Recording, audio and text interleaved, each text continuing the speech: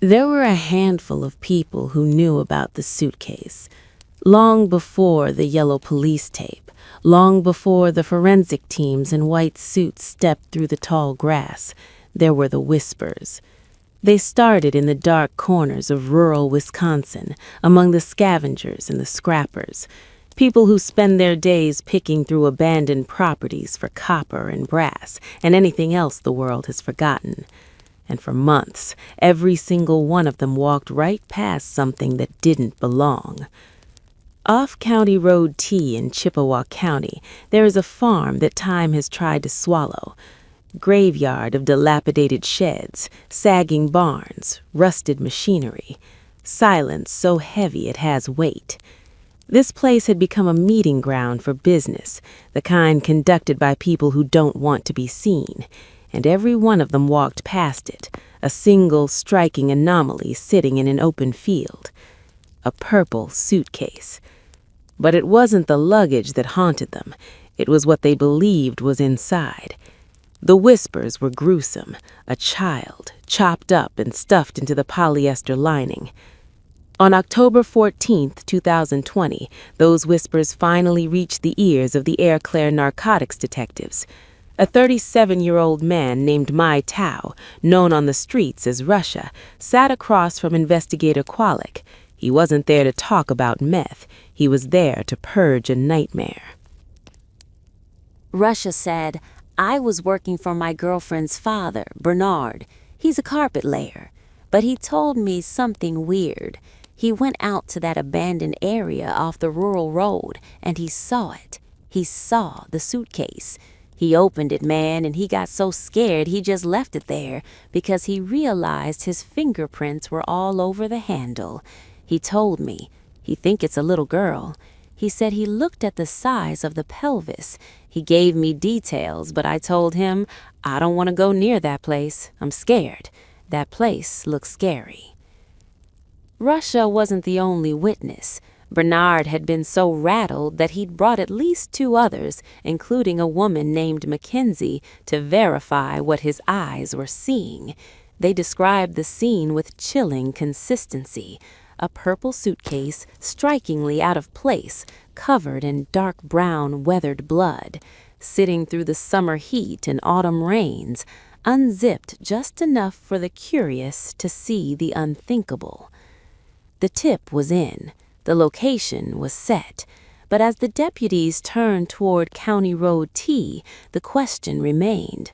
Was this just a drug-fueled urban legend, or was there really a body waiting for them in the tall grass? When the deputy pulled onto the gravel drive, the modern world fell away. Broken sheds, hollowed-out barns, dead grass and rusted scrap. And there, in the middle of an open field, a single purple suitcase. It didn't belong here. It was modern, yet stained with the unmistakable dark brownish-red hue of dried biological matter. This was no longer a creepy story. This was a crime scene. As investigators knelt in the Wisconsin grass and slowly pulled back the zipper, they braced for the worst. What they found was horrifying, but it wasn't what the rumors had predicted. They didn't find a chopped-up child. Instead, they found a body that had been surrendered to the elements for months, mostly skeletal, flesh reclaimed by the earth. Impossible at first glance to determine gender, age, or cause of death. But beside the bones, they found items that would change everything. A pair of shorts, a soiled box, a small empty notebook, and then 2 pregnancy tests, both used, both showing 2 distinct lines. Positive. This wasn't just a murder, it was a double tragedy. The victim was an adult woman, and at the time of her death, she was carrying a life inside of her. The autopsy would reveal no broken bones, no signs of blunt force trauma. Because of the decomposition, cause of death remained unknown. DNA would take months. Dental records would take longer. The investigation was staring into a void until a deputy scouring the rear of the property looked down into the dirt. There, partially buried, was a small plastic name tag, the kind worn by service workers everywhere. The investigator wiped away the grime. A name appeared in clear, bold letters. Rosalie. To understand the tragedy of the purple suitcase, we have to travel 2 hours southwest to Wisconsin Dells, a place of bright lights, water parks, and the promise of a better life. The very things that drew a 24-year-old woman named Rosalie Cindy Chavarria Rodriguez halfway across the world. Rosalie was a daughter, a sister, and above all, a devoted mother. Born in Peru, she had made the agonizing decision to leave her young daughter behind in the care of her family and immigrate to the United States. Her goal was the same as millions before her: work hard, save everything, and build a foundation so her child would never want for anything. By the summer of 2020, she was the embodiment of the American dream in its rawest, most exhausted form. She held a position as a housekeeper at the Wilderness Resort in Lake Delton, stripping linens and scrubbing floors. When that shift ended, she traded her cleaning supplies for a server's apron at Spreer's restaurant and pub. Her life was a cycle of shifts and tired smiles, all fueled by photos of her daughter back home. She lived in a rented room on Crimson Drive in Reedsburg with her 22-year-old husband, Jose Dominguez Garcia. To the outside world, a young couple building a future. But inside that room, the dream was fracturing.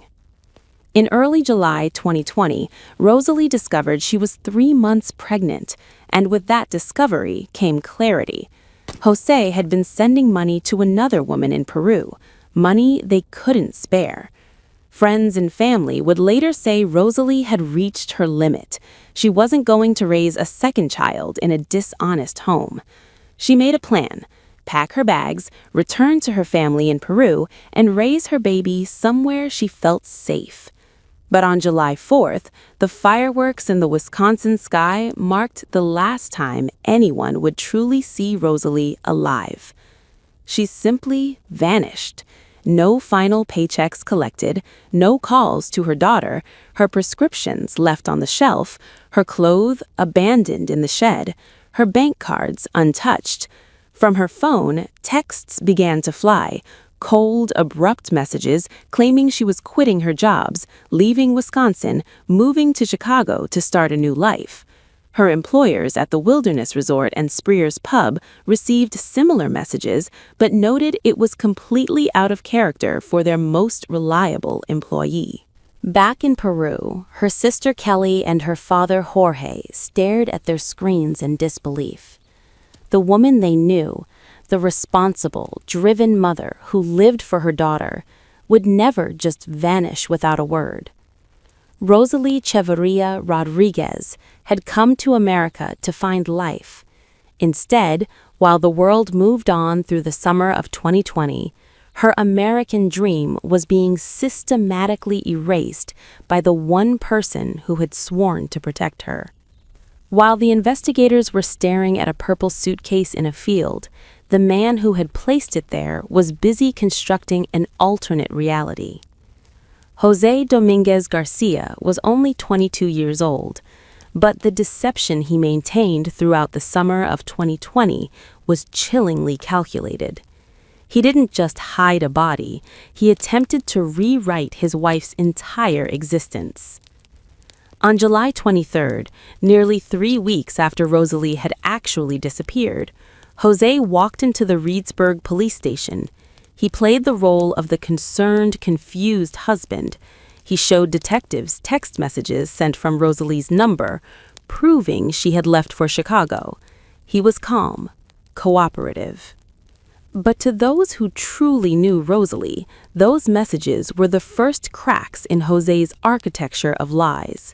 The writing style was wrong. The grammar was off. The woman who lived to provide for her daughter was quitting 2 jobs via text without collecting her final paychecks? Jose's most cold-blooded move was his call to Rosalie's sister, Kelly. In a tearful conversation, he claimed Rosalie was pregnant, but that the baby wasn't his. He invented a Turkish man in Chicago, claiming Rosalie had abandoned her family and her daughter to run off with a mystery lover. He picked up Rosalie's final paychecks himself, cashed them, and slowly drained her accounts until they were overdrawn. He was banking on the distance between Reedsburg and Peru to keep the truth buried. When investigators searched the room on Crimson Drive, they found it suspiciously hollow. All of Rosalie's significant personal items, her purse, wallet, bank cards, IDs, were gone. Yet her essential prescriptions remained. Jose explained he'd packed her things into garbage bags just until she could collect them. He sat there, calm and cooperative, while his wife's remains were decomposing 2 hours away. By late August, a man named Javier Osorio, who had sold Jose a 2003 red Jetta, contacted police. Jose was acting nervous. He'd failed to pay in full. The concerned husband stopped answering his door. Then he told friends he was leaving for Chicago to find Rosalie. Jose drove out of Reedsburg and disappeared into the wind. But a piece of physical evidence was sitting in a parking lot, slowly decaying under the August sun. The 2003 red Jetta, the very car Rosalie was known to drive, was discovered abandoned at the Hilton Garden Inn in Lake Delton on August 5, 2020. It had been backed into a space at the furthest edge of the lot, near a dense wooded area. After sitting for over a week, hotel employees began to notice something wrong. A towing company was called. When the driver arrived, he encountered a sensory assault he would never forget. Every employee within 5 feet of the red Jetta described the same thing: a distinctive, strong, and excessively foul odor, the smell of death, concentrated, heavy, and undeniable. Inside the car, empty takeout bags, beer cans, and the remnants of a man on the run. But on the floorboards, a large knife, approximately 14 inches long with a wooden handle. In the back seat, a cream-colored purse, Rosalie's purse, the one item she never would have left behind if she had truly moved to Chicago. The trunk told the rest of the story. The latch release button had been deliberately removed, a final barrier designed to keep the world from seeing what was inside. Investigators pried it open by force. Rosalie wasn't there, but her presence was everywhere. Shoes, a skateboard, empty beer cans, and stains. Dark smear marks on the inside of the trunk aligned perfectly with markings on the bumper, indicating something heavy and saturated had been dragged out. Among the debris, a yellow T-shirt with the word Hogwarts printed on the front, stained, covered in dead insects, soaked in biological fluid. It was the same shirt Rosalie wore in the cover photo of her Facebook page, taken when she was still smiling, still dreaming, still alive. Outside the car, a dark substance had drained from the trunk and pooled on the asphalt below. The biological runoff was the final, visceral proof. The red Jetta hadn't just been a getaway car, it had been a hearse. But it was Jose's digital trail that stripped away any remaining shred of his innocent husband act. When investigators gained access to his browser history, they didn't find a man searching for his missing wife. They found a man calculating the physics of a disappearing act. Between July 6th and July 30th, the very weeks Jose was claiming Rosalie was building a new life in Chicago, his search history was a timeline of premeditated horror. He searched for remote, desolate areas near Reedsburg. He looked at cars for sale, seeking to ditch the Jetta. He researched Mexico, how to reach the border, extradition laws, where he could afford to live.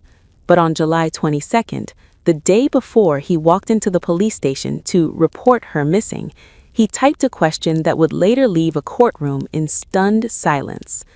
How many days for the human body to disintegrate? He wasn't curious. He was monitoring the decay of his wife and his unborn child. The next day, he traveled to a Walmart in Eau Claire and purchased a Verizon burner phone. Location tracking painted a frantic map of a man trying to outrun his conscience. The signal traveled through Des Moines, Iowa, then Tulsa, Oklahoma, Kansas City, Missouri. On July 26th, the phone returned briefly to Eau Claire, Wisconsin. Investigators believed Rosalie was still in the trunk of the Jetta during this 1,500-mile odyssey through the American heartland. In late August, the burner phone sent its final signal from Kansas City. Then, darkness. For 3 years, Jose Dominguez Garcia walked free, spotted at nightclubs in Mexico City. The trail went cold. For 3 years, Rosalie's family in Peru lived in suspended grief, knowing the killer was out there, somewhere, beginning again. On November 20, 2023, at 12:30 a.m. in the quiet suburb of Gladstone, Missouri, a routine patrol turned into the collision of two worlds. Officer Roman of the Gladstone Police Department pulled over a red Ford Fusion. Standard stop, stolen plates flagged by an automated license plate reader. He had no idea he was standing inches away from one of Wisconsin's most wanted fugitives. The man was calm, but his hands were trembling. He handed over multiple IDs, different names, different social security cards, none matching the face in front of the officer. "Go ahead and step out. I'm going to detain you." As the handcuffs clicked shut, the radio crackled. The man who called himself Miguel Torres collapsed into the back of the cruiser. But the most chilling detail came moments later. Officer Roman picked up the suspect's cell phone. The lock screen lit up. While Rosalie lay in a grave in Peru and her daughter grew up without a mother, Jose Dominguez Garcia had become a doting father to a child born just 1 month prior. A second chance built on the bones of his first family. In the back of the cruiser, Jose looked up. The journey that began in a field off County Road T ended in the Chippewa County Courthouse in January 2025. Jose Dominguez Garcia sat in a wood-paneled courtroom, a shadow of the man who had once tried to erase his wife from existence. Because Rosalie's family lived in Peru, they watched through a video link, a digital window into the justice they had prayed for. Her sister Kelly's words filled the room through a translator. "Kelly, you didn't just kill my sister. You killed a mother. You killed a daughter. You killed a baby who never got to breathe. You left her in a bag like she was nothing while you went and started a new life. You had a new daughter while my niece in Peru asked every single day when her mommy was coming home. How do you look at your new child and not see the one you destroyed?" When it was Jose's turn to speak, he finally dropped the Chicago alibi.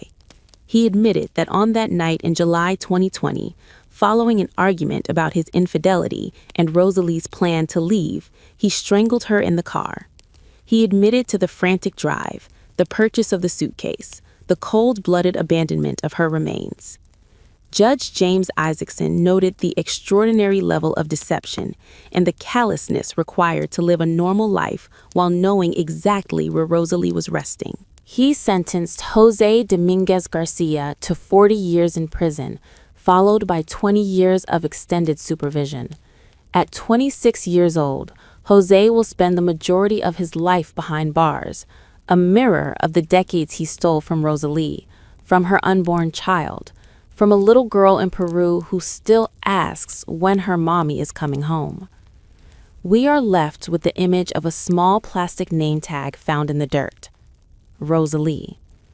She was more than a headline, more than a suitcase mystery. She was a woman who worked 2 jobs, loved her family fiercely, and died reaching for something better. She deserved more. Her baby deserved a chance to breathe, and her daughter in Peru deserved a mother. True crime isn't about the darkness of the killer. It's about the light of the victims we refuse to forget. If Rosalie's story moved you, if you believe she deserved better, hit subscribe and turn on notifications. Your support ensures these stories reach the world and that justice is never truly silent. Thank you for watching. Rest in peace, Rosalie.